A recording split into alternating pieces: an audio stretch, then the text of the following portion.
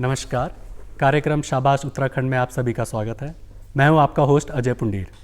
जैसा कि आप सभी जानते हैं कि हम इस कार्यक्रम में अपने प्रदेश से जुड़ी विभिन्न हस्तियों को बुलाते हैं जो कि अपने परिश्रम, मेहनत और काबिलियत के दम पर देश विदेश में नाम कमाते हैं। तो आज इसी कड़ी में हमारे साथ हैं हमारी खास मेहमान श्रीमती सुधा पेन्यूली जी, जिन्हें हाल ही में राष्ट्रीय शिक्षक पुरस्कार 2020 का सम्मान प्राप्त हुआ है। आइए स्वागत करते हैं श्रीमती सुधा पेन्यूली जी का। नमस्कार मैम, आपका बहुत बहुत स्वागत है हमारे कार्यक्रम में। धन्यवाद बहुत बहुत मुझे यहाँ आमंत्रित करने के लिए। जैसे कि आप इस समय उप प्रधानाचार्य हैं Eklavya modern residential school Kalsi में, और हाल ही में आपको राष्ट्रीय शिक्षक पुरस्कार मिला है वर्ष 2020 का। जी। तो कैसा लग रहा है आपको ये सम्मान पाकर? निश्चित रूप से बहुत अच्छा लग रहा है, बहुत खुशी हो रही है कि एक लंबी सेवा काल के पश्चात आपके किए गए कार्यों का प्रतिफल जब एक अवार्ड के रूप में मिलता है तो अंदर से खुशी होती है, जिसे शब्दों में बयां करना मुश्किल है। और साथ ही एक मोटिवेशन मिलता है आगे और अच्छा करने के लिए। मैं आज इस अवसर का लाभ उठाते हुए मैं याद करना चाहूँगी अपने उन तमाम गुरुजनों को जिनके आशीर्वाद से आज मैं यहाँ पर हूँ। मेरे माता पिता, मेरे परिवारजन, मेरा स्टाफ और सबसे बढ़ के मेरे स्टूडेंट्स।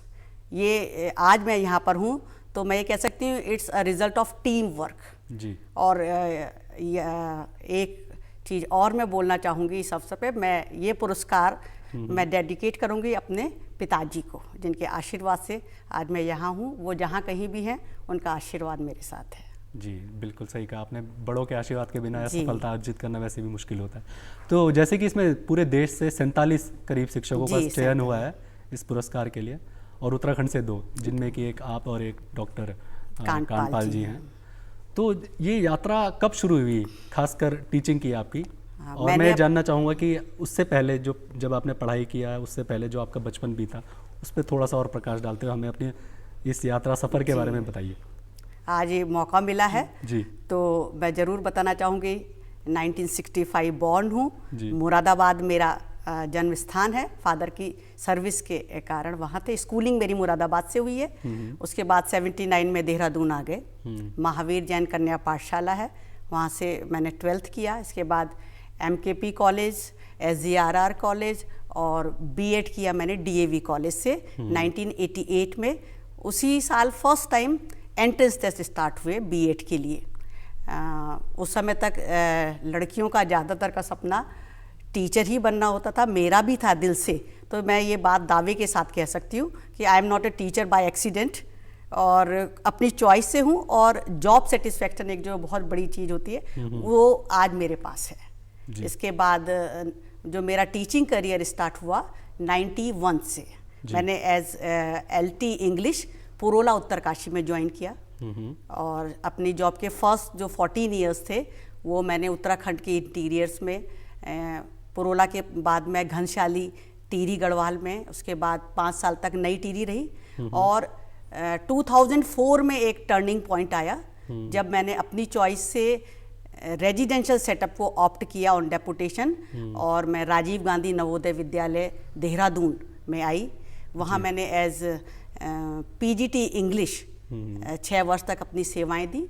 और उसके पश्चात 2010 में सेंट्रल गवर्नमेंट की ये स्कीम, जिसमें आज मैं यहाँ हूँ, एकलव्य मॉडल रेजिडेंशियल स्कूल, यहाँ मैं ऑन डेपुटेशन आई।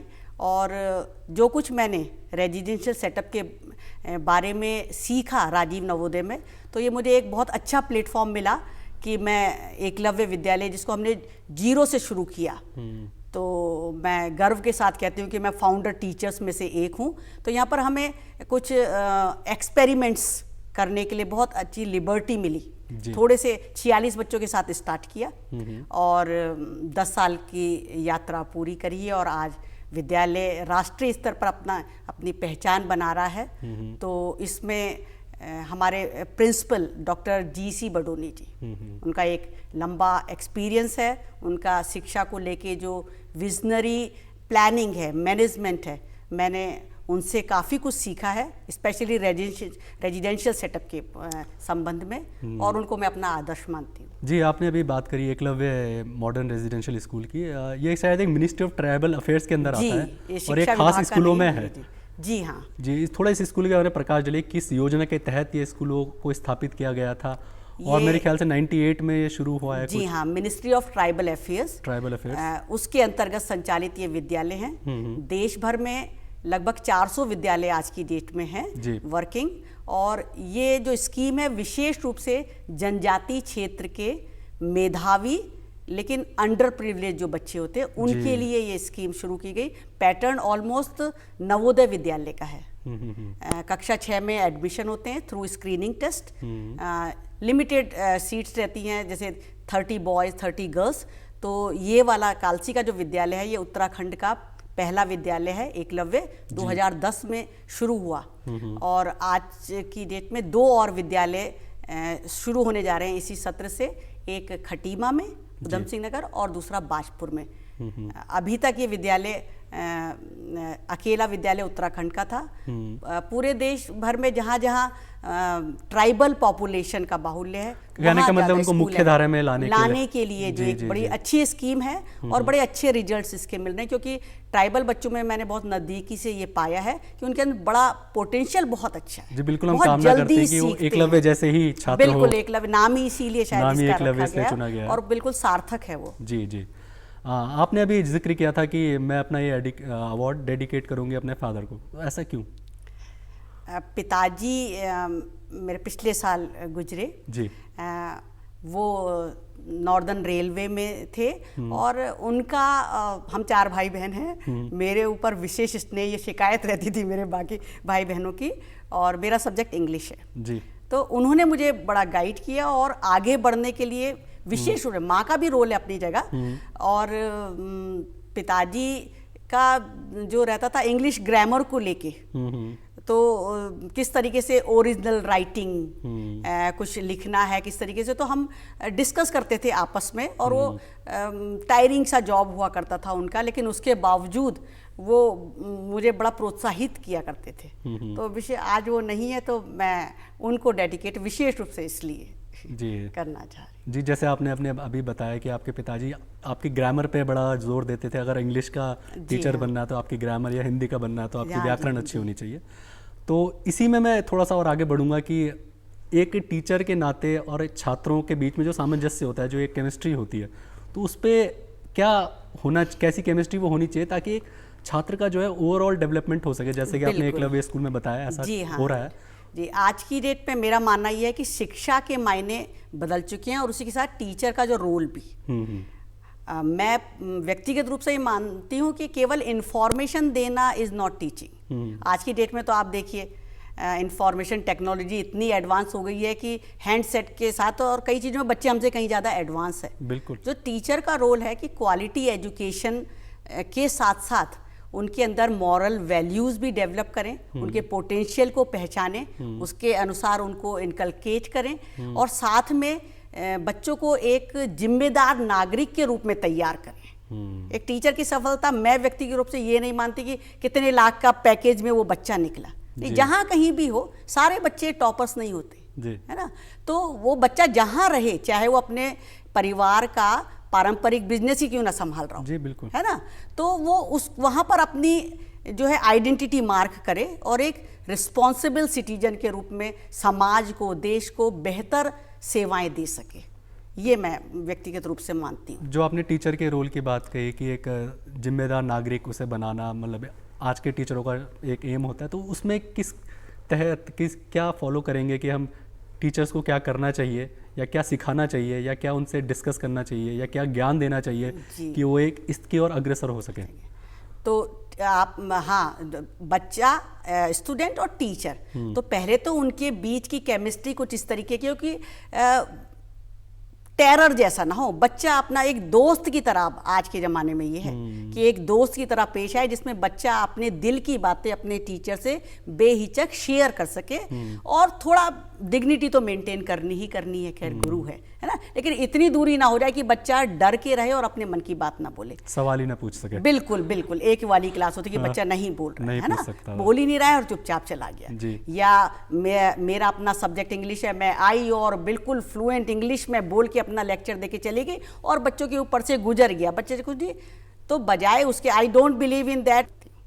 हालांकि ये जरूर है कि लैंग्वेज की, किसी भी लैंग्वेज की बात हो तो language is not taught, it is caught. बच्चे का अपना देखिए कहीं का भी वो है, क्योंकि उसके चारों तरफ का जो माहौल है उसी भाषा का होता है, तो बिना किसी प्रयास के सीखता है बच्चा अपनी मदर टंग किस तरीके से जो कर। तो पहली बात तो ये है।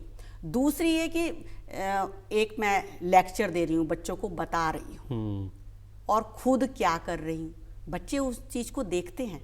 तो जो कुछ हम बच्चों से एक्सपेक्ट कर रहे हैं, पहले मुझे भी तो वो फॉलो करना पड़ेगा, अपने लाइफ स्टाइल में उस चीज़ को लाना पड़ेगा। बच्चे उसको शायद ज़्यादा कैच करते हैं, मैं इस बात को मानती हूँ। तो और जब बच्चे आज भी मानते हैं, टीचर को अपना आदर्श मानते हैं, अलग अलग टीचर रहते हैं, उसके जिस चीज़ से वो इम्प्रेस होते हैं उसको मानते हैं। किसी का ड्रेस सेंस अच्छा लगता है, किसी का बात करने का स्टाइल अच्छा है, तो वो जो अच्छी चीज़ें हैं वो किस रूप में बच्चे पसंद कर रहे हैं, तो वो फॉलो करते हैं अपने टीचर को। ये बात आज भी है। तो हम ऐसा उनके सामने एग्जाम्पल रखें कि बोलने से ज़्यादा वो हमारे एक्टिविटी को देख के सीखें, कि मतलब एक पर्सनैलिटी को फॉलो करें। बिल्कुल, हाँ। कि आप जैसे हैं, मेरी कथनी और करनी में बहुत ज़्यादा अंतर ना हो, मतलब आपकी बातें कुछ और फिर आप। हाँ, जी, बच्चे बहुत माइन्यूटली रीड करते हैं, बहुत माइन्यूट। बिल्कुल आपने सही कहा कि वो ज़माना नहीं है आपकी, अब नहीं है कि आप डांट फटकार के कुछ। हाँ जी। तो एक चीज़ आपने जैसे अभी बताई फैमिली वाला, तो इससे इतर मतलब प्रोफेशनल लाइफ से इतर पर्सनल लाइफ आपकी कैसी रही है, कैसा फैमिली सपोर्ट मिला? क्योंकि एक टीचिंग करियर एक अर्ली मॉर्निंग जिसे हम कहते हैं और एक काफ़ी मेहनत का काम है और एक डेडिकेशन चाहिए, तो फैमिली का सपोर्ट? फैमिली का निश्चित में बहुत ज़्यादा सपोर्ट जी, कि आप जब थोड़ा सा एक कंटेम्प्रेरी ड्यूटी से इतर और वही शायद फिर पुरस्कार के लिए यहाँ तक पहुँचे, तो थोड़ा सा तो कॉमन नॉर्मल से ज़्यादा डेडिकेशन और मिशनरी जील होनी ज़रूरी हो जाती है, और रेजिडेंशियल सेटअप में। और इसके लिए कहीं ना कहीं परिवार को उतना समय आप नहीं दे पाते हैं, बिल्कुल उतनी ईमानदारी आप बच्चों के प्रति ज़्यादा ईमानदार, मतलब तो वो सामंजस्य बिठाना, और इसमें फैमिली का रोल बहुत बड़ा होता है। उसमें एक कारण ये है कि अब आपके 2 बच्चे हैं, 3 बच्चे नहीं, आपके पूरे जो बच्चे पढ़ रहे हैं वो भी आपके बच्चे। मेरे 401 बच्चे हैं। 401 बच्चे। मैं I am a proud mother of single daughter. तो बच्चे की शिकायत रहती थी कि आप जितना समय अपने बोर्डिंग वाले बच्चों को देते हो, मुझे उतना नहीं दे पाते। उसकी शिकायत जायज़ थी, लेकिन दूसरी तरफ मैं ये भी मानती हूँ कि अगर हम ईमानदारी से इन बच्चों को देखेंगे, जिनके माँ बाप ने इतना विश्वास करके हमारे ऊपर भेजा है, तो ईश्वर हमारे बच्चों को राह दिखाता है। और बहुत अच्छी सक्सेसफुल मेरी बेटी की भी लाइफ है, तो उसका प्रतिफल इस रूप में भी मिलता है अगर हम ऑनेस्टली अपनी ड्यूटी को कर रहे हैं। तो थोड़ी सी मुश्किल तो होती है कि परिवार को कहीं ना कहीं थोड़ा बहुत एडजस्टमेंट करना पड़ता है ना। तो लेकिन मैं धन्यवाद इस मंच का फ़ायदा उठाते हुए करना चाहूँगी कि उसका प्रतिफल आज मिला है और सभी गौरवान्वित महसूस कर रहे हैं। सम्मान मिलना, बिल्कुल। मेरा एक सवाल था आपसे, जो एजुकेशन सिस्टम पे हम थोड़ा बात करना चाहूँगा, जो शिक्षा व्यवस्था है हमारी का, आप जैसे 30 साल करीब आपको इस सर्विस में हो गए हैं टीचिंग में, तो आपको क्या बदलाव आपने देखे हैं और क्या बदलाव आप देखना चाहती हैं? जी हाँ, 30 साल का काफ़ी लंबा सफ़र बिल्कुल, है। तभी और उससे पहले खुद टीचर के उस फेवर में कि हमने एज स्टूडेंट टेबल के उस तरफ रहते हुए भी देखा है ना, और एज ए टीचर जब टेबल के इस तरफ आ गए, तो 30 साल का लंबा सफ़र है। काफ़ी चेंजेस आए हैं, है ना। समाज में जो जो एडवांसमेंट होते हैं, टेक्नोलॉजी जैसे जैसे बदलती जा रही है, उसका प्रभाव निश्चित रूप से शिक्षा पे भी पड़ता है। एक तरफ शिक्षक और शिष्य दोनों के रिश्ते में बहुत बदलाव आया है, और उसके लिए मतलब थोड़ा हल्कापन की शिकायत की जाती है गरिमा के तौर में, और मेरा मानना यह है कि दोनों ही पक्ष उसके लिए कहीं ना कहीं जिम्मेदार है, एक ही पक्ष को हम दोषी नहीं कह सकते। तो आज लेकिन उसके कुछ प्लस पॉइंट भी है कि टेक्नोलॉजी का यूज़ करके हम किस सरलता के साथ जो है अपनी जो टीचिंग का जो कैपेसिटी है उसको बढ़ा सकते हैं। तो ये हमारे ऊपर डिपेंड करता है कि हम उसको किस रूप में इस्तेमाल कर रहे हैं। और लेकिन काफ़ी लंबे समय से ऐसा लग रहा था बदलाव की आवश्यकता, जी। और ये जो नेशनल एजुकेशन पॉलिसी अभी जो इंट्रोड्यूस हुई है, तो बड़े कई क्रांतिकारी रिफॉर्मेशंस आए हैं। लागू होते होते टाइम लगेगा, करिकुलम उसके लिए बनेगा, लेकिन उसमें बहुत अच्छा लगा मुझे। सबसे जो उल्लेखनीय बात मुझे लगी उसमें कि जो बेस है, जो फंडामेंटल्स है, उसको मजबूत करने पे सबसे ज़्यादा जोर दिया गया। हमारे यहाँ ये कमी थी कि ये माना जाता था, एक तो पहले पुराने ज़माने में, आज ऐसा नहीं है, टीचर्स के लिए भी बड़ा कंपटीशन टफ हो गया है। एक टाइम ऐसा था, कुछ नहीं बने चलो मास्टर बन जाएंगे, ऐसा नहीं। या फिर दूसरी चीज़ क्या थी कि अरे छोटे बच्चों को पढ़ाने के लिए क्या ट्रेनिंग और क्या वो चाहिए, है ना जी, यही तो पढ़ाना है बस, जी। अक्षर ज्ञान कराना है, नंबर्स बताने। लेकिन ऐसा नहीं है। यूरोपियन कंट्रीज में आप देखिए कि सबसे ज़्यादा उस पे जोर, और छोटे बच्चों को पढ़ाने के लिए आपको ज़्यादा एक्सपीरियंस्ड होना, और दे आर हाईली पेड।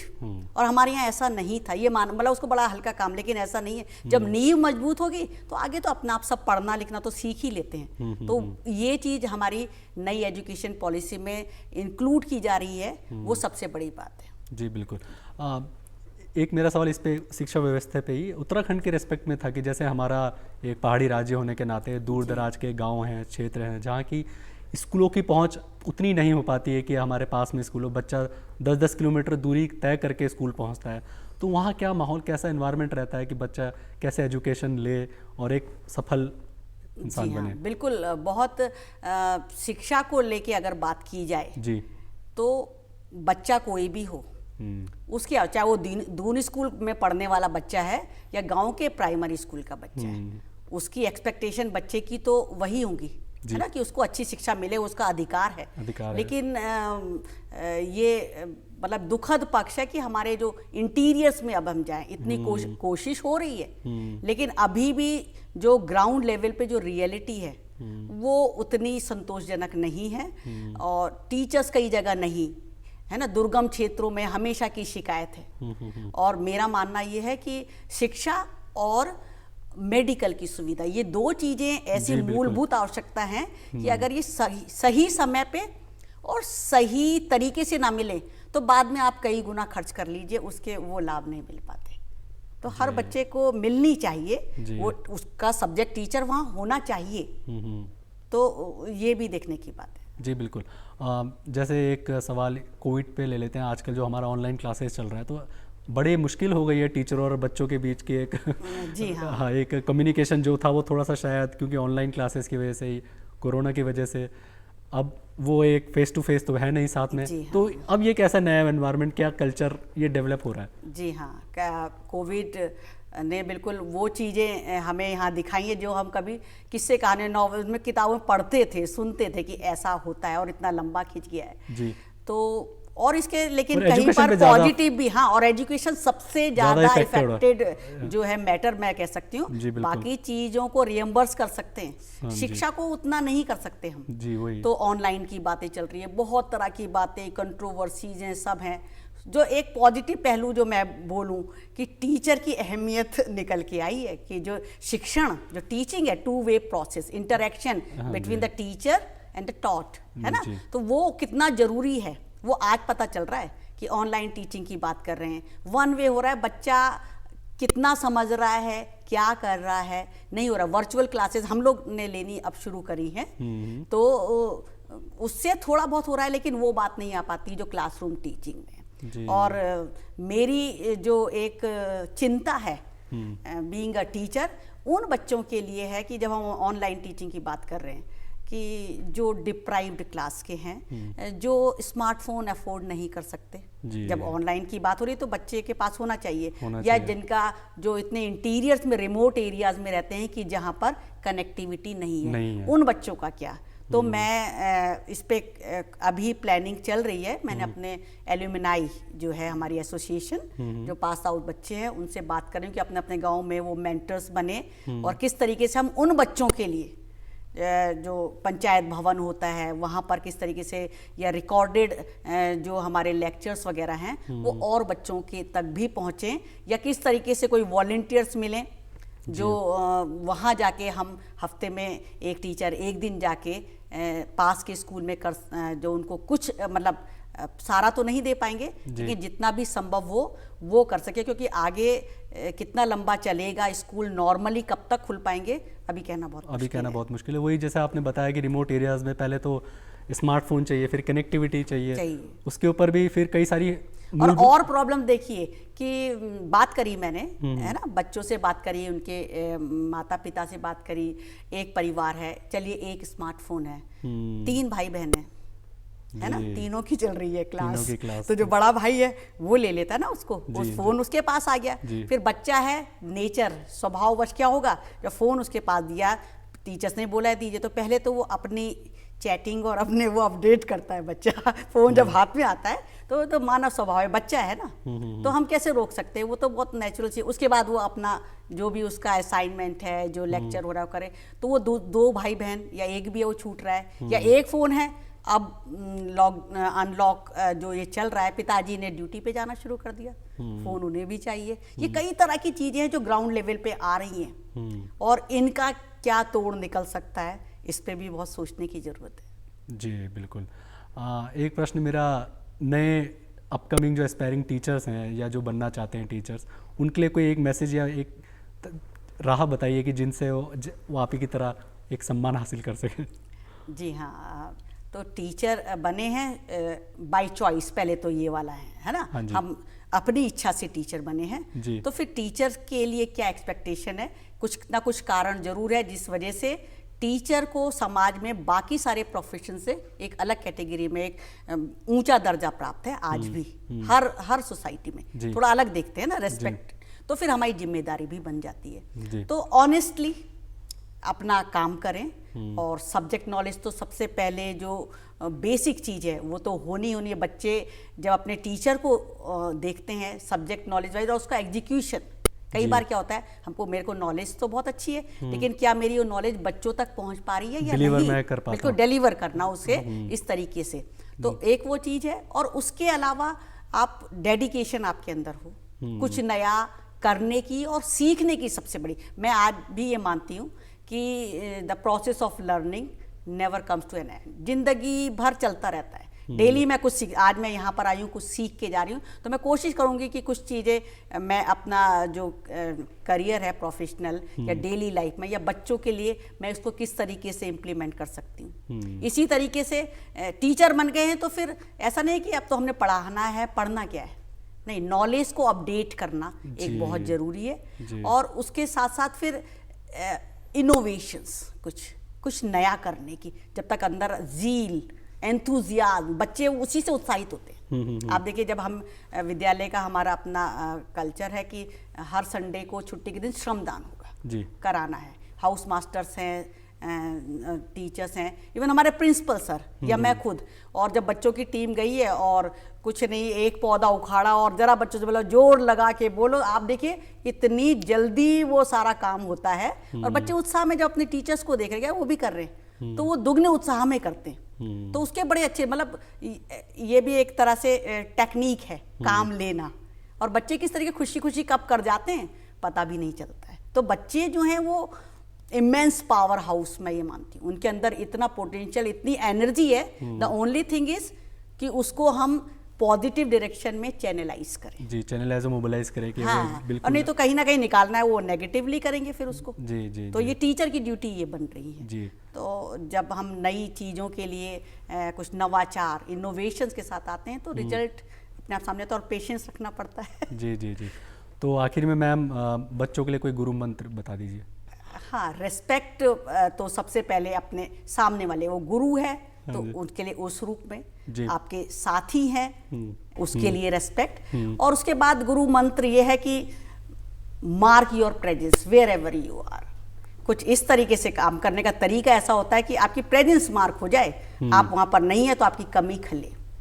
दूसरी चीज़ मैं अपने बच्चों को हमेशा बताती हूँ कि believe in your self, I am not everything but I am something, मैं कुछ ना कुछ तो मेरे अंदर है, अपने आप को इस लायक बनाइए। और लास्ट में कि जिंदगी जीने का नाम है, काटने का नहीं। जी, बहुत खूब। जिंदगी को जिए, सिर्फ काटिए नहीं। ऐसी ही नौकरी में भी बोलती हूँ मैं, नौकरी आप कर रहे हैं या काट रहे हैं समय, चॉइस इज योर्स, है ना। तो रोते रोते गुजारिए जिंदगी, हंसते हंसते गुजारनी तो है, तो why not to face it boldly and happily. जी, तो बहुत बहुत धन्यवाद मैम आपका हमारे कार्यक्रम में थैंक यू आने के लिए, और एक बार फिर से आपको बहुत सारी शुभकामनाएं, बधाई राष्ट्रीय शिक्षक पुरस्कार के लिए। तो दर्शकों, इसी के साथ आपका आज का कार्यक्रम यही समाप्त होता है। अगले अंक में फिर मुलाकात होगी किसी नई हस्ती के साथ। तब तक के लिए नमस्कार।